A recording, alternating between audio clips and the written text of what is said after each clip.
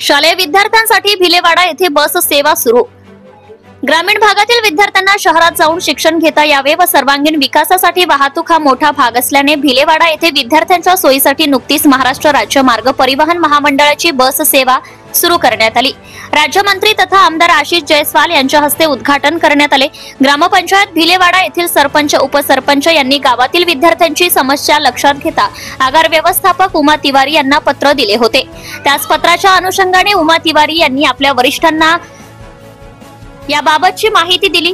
वरिष्ठांनी ही संपूर्ण चौकशी करून व तिकीट दर ठरवून बस सेवा सुरू करण्याचे आदेश दिले। आदेश प्राप्त होताच दिनांक 4 ऑगस्ट रोजी सकाळी 9 वाजताच्या सुमारास भिलेवाडा येथे महाराष्ट्र राज्य मार्ग परिवहन महामंडळ रामटेक आगाराची बस भिलेवाडा गावात दाखल झाली। यावेळी शालेय विद्यार्थ्यांचा व गावकऱ्यांच्या चेहऱ्यावर आनंद दिसून आले।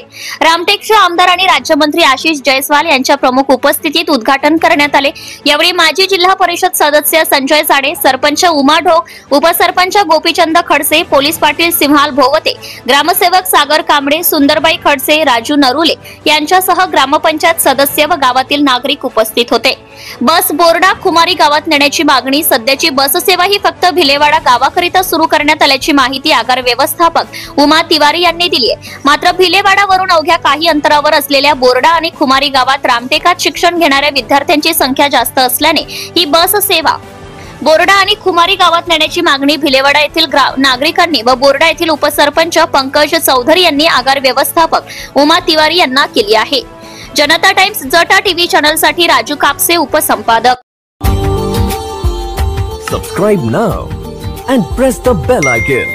Never miss an update.